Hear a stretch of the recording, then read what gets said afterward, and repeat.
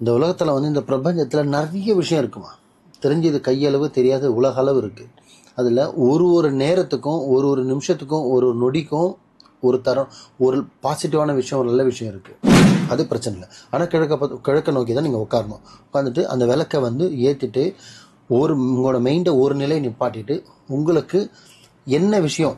இப்போ போன வாரம் பார்த்தீங்கன்னா, லாஸ்ட் டைம் நான் சொன்னது வந்து பார்த்தீங்கன்னா, உங்களுக்கு இடமே வாங்காதவங்களுக்கு, இடமே இல்லாதவங்களுக்கு வணங்கி பாருங்கள். சொந்த இடம், சொந்த வீடு கடன்னு அமைப்புக்காக பண்ணும். இப்போ இந்த தடவை நான் சொல்கிறது கூடாதுன்ற தருணமே இல்லை. எனக்கு கமலோட தான் கிடையாது பை. இப்போ நீங்கள் தெய்வலோக நேரம் சொல்கிறீங்க.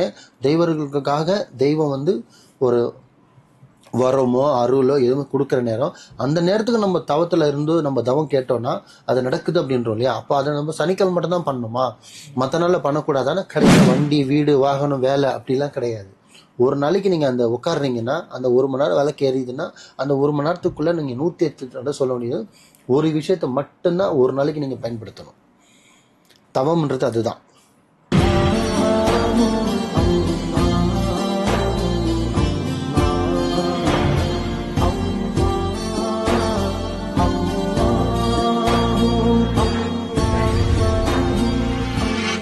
மர்ஜின் மனையர்கள் அனைவருக்கும் அன்பான வணக்கங்கள். புழல் காவங்கரை MM டவர்ஸ்ல இருக்கக்கூடிய மாலிக் பாய் அவர்களை தான் சந்திக்க வந்திருக்கோம்.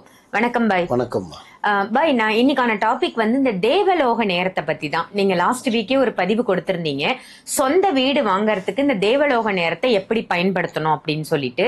இதை ஒவ்வொரு விஷயத்துக்கும் பயன்படுத்தலாம், நான் வாரம் சொல்றேன் அப்படின்னு சொன்னீங்க.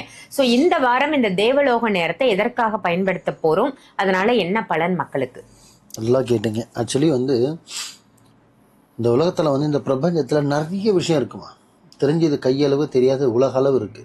அதில் ஒரு ஒரு நேரத்துக்கும் ஒரு ஒரு நிமிஷத்துக்கும் ஒரு ஒரு நொடிக்கும் ஒரு தரம், ஒரு பாசிட்டிவான விஷயம், ஒரு நல்ல விஷயம் இருக்குது. அதே இப்படி ஒரு ஒரு மூலிகையில் ஒரு விஷயம் இருக்கோ, அந்த மாதிரி ஒரு ஒரு கிழமையில ஒரு ஒரு விஷயம் இருக்குது. புரியுதுங்களா? இந்த சூரியன் உதிர்ந்ததுக்கு அப்புறம் ஒன்று விஷயம் இருக்குது, மறைஞ்சதுக்கு அப்புறம் ஒன்று இருக்குது, அமாவாசையில், பௌர்ணமியில், அது மாதிரி ஒன்று இருக்குது இந்த பிரபஞ்சத்தில். நம்ம ஆளுங்க வந்து எதுவுமே இல்லை, சாமி கும்பிட்டா அவ்வளோதான் அப்படின்ற மாதிரி இருக்காங்க. எப்பவுமே சாமி கும்பிட்றது ஒரு வகைனா, அமாவாசையில் சாமி கும்பிட்றது ஒரு வகை, பௌர்ணமியில் வழிபடுறது ஒரு வகை, வெள்ளிக்கிழமான பயன்படுத்துறது. ஏன் வேலைக்கிழமை சாமி இருக்காதா? இருக்கும். ஆனால் ஏன் வெள்ளிக்கிழமை கும்பிட்றோன்னா, அந்த தருணத்தில் அது ஒரு உக்கிரமாக இருக்கும். அப்போ நம்ம வேண்டுதல் வச்சோன்னா அந்த உக்கிரத்தை நம்ம வேண்டுதல் எடுத்துக்கும். ஸோ இதுக்காக தான் அது எல்லாமே அந்த நாட்கள்னு வைக்கிறது. அந்த மாதிரி வந்து நேரன்றது ரொம்ப முக்கியமான ஒரு விஷயம். இப்போது அந்த தெய்வலோக நேரம் இதை வந்து பார்த்திங்கன்னா ரொம்ப பெரிய டைட்டில், ரொம்ப பெரிய விஷயம். இது தேவலோக நேரம் சாதாரண விஷயம் இல்லை. அந்த பேருக்கேற்ற மாதிரி அங்கே வரன் இருக்கு. அந்த தெய்வலோக நேரன்றது பார்த்தீங்கன்னா திருப்பியும் மக்களுக்கு சொல்றேன், புதுசாக சொல்லிட்டு வருதில்ல, திருப்பி மக்கள் பார்க்காத மக்களுக்கு சொல்றேன்.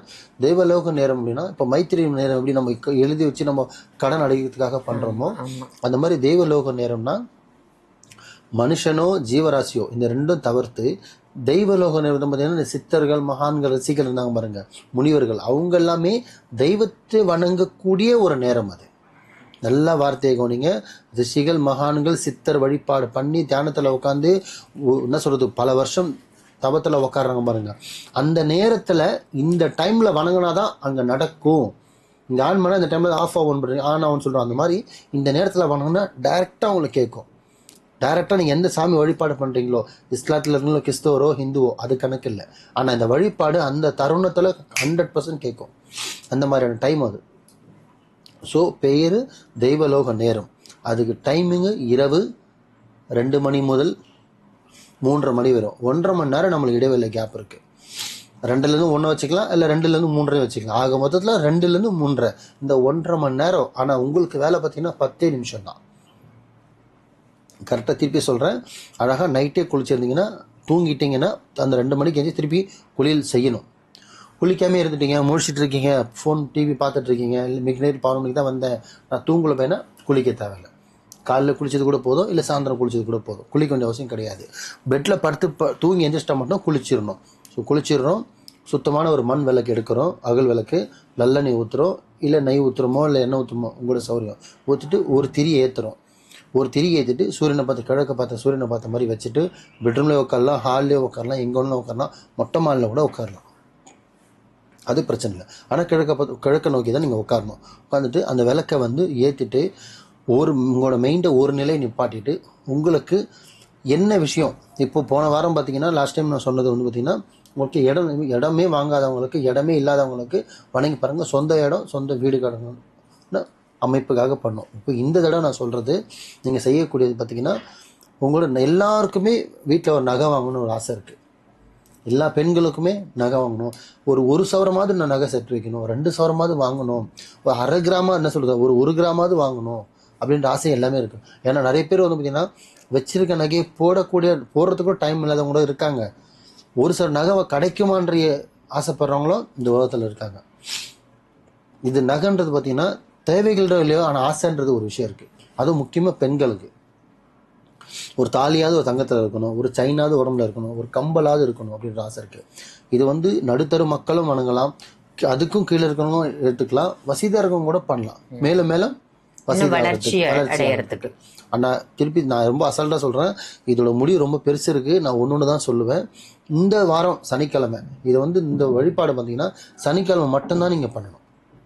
முக்கியமான அதுதான். இல்லை பை நான் எல்லா நேரமும் ஃப்ரீயா இருப்பேன், நான் நைட்ல எனக்கு கொஞ்சம் நல்ல வாழ்க்கையில முன்னேறணும், நான் இது 1 வருஷத்துக்கு 2 வருஷத்துக்கு எல்லா இரவும் பண்றனாலும் ரொம்ப சந்தோஷம். பண்ணக்கூடாதுன்ற தருணமே இல்லை. எனக்கு கமலோட தான் கிடையாது பை. இப்போ நீங்க தெய்வலோக நேரம் சொல்றீங்க, தெய்வர்களுக்காக தெய்வம் வந்து ஒரு வரமோ அருளோ எதுவும் கொடுக்குற நேரம், அந்த நேரத்துக்கு நம்ம தவத்துல இருந்து நம்ம தவம் கேட்டோம்னா அது நடக்குது அப்படின்றோம் இல்லையா? அப்போ அதை நம்ம சனிக்கிழமை மட்டும் தான் பண்ணணுமா, மற்ற நாள்ல பண்ணக்கூடாதானே? கிடையாது. நான் ஏன் சனிக்கிழமை அப்படி சொன்னேன்னு பார்த்தீங்கன்னா, எல்லாருக்குமே ஒரு டைமிங், ஒரு ஒர்க்குன்னு ஒன்று இருக்கு, விடிஞ்ச வேலைக்கு போகணும்னு இருக்கு. சனிக்கிழமை இந்த விஷயத்த ஃபாலோ பண்ணணும்னா விடிஞ்ச ஞாயிற்றுக்கிழமை சில பேர் லீவ்ல இருப்பாங்க, 80% லீவா இருக்கும் ஞாயிற்றுக்கிழமை. ஸோ ரெஸ்ட் எடுக்கலாம். அதனால நான் சனிக்கிழமைன்னு சொன்னேன். அதுவும் வந்து பார்த்தீங்கன்னா சில வேலைகள் அன்னைக்கு பண்ணால் இன்னும் கொஞ்சம் சிறப்பாகவே நடக்கும். இல்லை போய் நான் எல்லா நாளும் பண்ணுறேன்னா 200% பண்ணலாம். உன் பசி நீ தான் சாப்பிடணும். ஸோ உனக்கான விஷயம் நீ தான். ஸோ இந்த வாரம் நீங்கள் வணங்கக்கூடிய என்னன்னா, சொந்த நகை, கொஞ்சமாவது நகையை வாங்கணும், கொஞ்சம் கொஞ்சமாக வாங்கணும். எனக்கு நகை சேரணும், நகை ஆசை இருக்குது, நகை வீட்டில் வாங்கி வைக்கணும், என் கல்யாணாவது பொண்ணுக்கு நகை வாங்குகிறோம், இல்லை மனைவிக்கு நகை வாங்குகிறோம், இல்லை அம்மாவுக்கு நகை வாங்கி கொடுக்கணும், எதுவாக இருந்தாலும் சரி நகையை மனசார வேண்டிக்கிட்டு எனக்கு ஒரு நகை வாங்கணும், இல்லை சொத்து சேர்க்கணும், நகை நான் சேர்க்கணும், என் பிள்ளைக்கு கல்யாணத்துக்கு சேர்க்கணும், எந்த ஒரு விஷயமா இருந்தாலும் சரி நகைன்ற ஒரு விஷயத்த மனசில் நல்லா நினச்சிக்கிட்டு ஒன்னொன்றுத்துக்கு ஒன்று தான் வணங்கணும். இதில் ஒரு ஹைலைட் என்னன்னா, நகை, வண்டி, வீடு, வாகனம், வேலை அப்படிலாம் கிடையாது. ஒரு நாளைக்கு நீங்கள் அந்த உட்காடுறீங்கன்னா அந்த 1 மணி நேரம் வேலைக்கு ஏறிதுன்னா அந்த 1 மணி நேரத்துக்குள்ளே நீங்கள் 108 சொல்ல முடியாது. ஒரு விஷயத்தை மட்டும்தான் ஒரு நாளைக்கு நீங்கள் பயன்படுத்தணும். தவம்ன்றது அதுதான். ஸோ இப்போ எக்ஸாம்பிள் நீங்கள் உட்காந்துட்டேன், இப்போ வர சனிக்கிழமை நீங்கள் உட்காடுறீங்கன்னா எனக்கு வீட்டில் தங்கம் சேரணும், தங்கம் வாங்கணும், வாங்குறதானும் தங்கம் வீட்டில் நிற்கணும், அந்த தங்கம் நான் யூஸ் பண்ணணும் அப்படின்னு மனசை நினச்சிக்கிட்டு ஸோ 108 தடவை அந்த தங்கத்தை வந்து நீங்கள் மனசில் சொல்லணும். தங்கம் வாங்கணும், தங்கம் கிடைக்கணும், தங்கம் வரணும், தங்கம் வாங்கணுன்ற மாதிரி 108 தடவை பெரிய விஷயம் ஒன்றும் கிடையாது. அது ஒரு என்ன சொல்கிறது, ஒரு மணி என்ற மாதிரி தான். ஒரு மணியோ இல்லை கையிலையோ கூட நீங்கள் எல்லாம் கரெக்டாக 108 தடவை மனசார வேண்டிக்கிட்டு ஒரு 5 நிமிஷம் உட்காந்துட்டு நீங்கள் எந்திரிச்சிடலாம். ஆனால் அந்த விளக்கு பார்த்தீங்கன்னா ஒரு மணி நேரம் கம்பல்சரி எரியணும். அந்த 2லேருந்து 3 வரை டைம் இருக்குது. அதுக்குள்ளே 1 மணி நேரம் விளக்கு எரிஞ்சால் கூட போதும். ஸோ நார்மலாக விளக்கு கிழக்க 10 மாதிரி ஏற்றிட்டு மனசார 108 தடவை சொல்லிவிட்டு, நான் அந்த பிரிஞ்சி இலை சொல்லியிருப்பேன் இல்லையா, ஒரு பிரிஞ்சி இலை எடுத்து நகை வாங்கணும், நகை வீட்டில் சேரணும் எழுதிட்டு வச்சுட்டு வழிபாடு பண்ணிவிட்டு அந்த விளக்கில் அந்த பிரிஞ்சி இலை எரிச்சிடணும். 108 தடவை வழங்கினதுக்கு வேணுனதுக்கு அப்புறம் அந்த பிரிஞ்சி இலை எழுதுகிறோம் பார்த்தீங்களா, எது வாங்கணும் எதுக்காக வாங்கணும் எழுதிட்டு அது 108 தடவை சொன்னதுக்கப்புறம் அந்த பிரிஞ்சி இலை எடுத்து நீங்கள் எரிச்சிடணும். எரிச்சிட்டு நீங்கள் பாட்டுக்கு கொண்டா உட்காந்துட்டு கூட 1 மணி நேரம் கழிச்சு அந்த விளக்கு அணைச்சிடலாம்.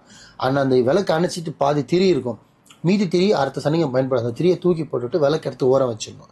திருப்பி நீங்கள் அதே மாதிரி வேறு விளக்கு வச்சு வேறு பிரிஞ்சல் வச்சு அதே மாதிரி பண்ணணும். ஸோ இது தேவலோக நேரத்தை நீங்கள் கரெக்டாக பயன்படுத்தினீங்கன்னா 100-200% ரிசல்ட் கிடைக்கும். ஏன்னா அந்த இரவு 2 மணிலேருந்து 3 மணின்றது தூக்கத்தை விட்டு தெய்வர்கள் வந்து தெய்வத்தை வழிபடுற நேரம். அதை வந்து ஒரு சாதாரண ஒரு மனுஷன் நீங்கள் வழிபடுறீங்கன்னா அதுக்கான பொக்கிஷம் கண்டிப்பாக உங்களுக்கு கிடைக்கும். ஆத்மாத்மமாக வேண்டுங்க, நல்லதே நினைங்க, நல்லதே நடக்கும். சிறப்பு பாய். ரொம்ப அழகா அந்த தேவலோக நேரத்தோட சிறப்புகள் என்ன, எப்படி வழிபாடு செய்யணும், எதுக்காக பண்ணணும் அப்படின்னு சொன்னீங்க. ஏன்னா தங்கம்ன்றது இப்ப விலைவாசி ஏறிக்கிட்டே இருக்க மாதிரி தங்க விலையும் ஏறிக்கிட்டே இருக்கு. ஸோ மக்களுக்கு இது பயனுள்ள பதிவா இருக்கும். நன்றி பாய். நன்றிம்மா.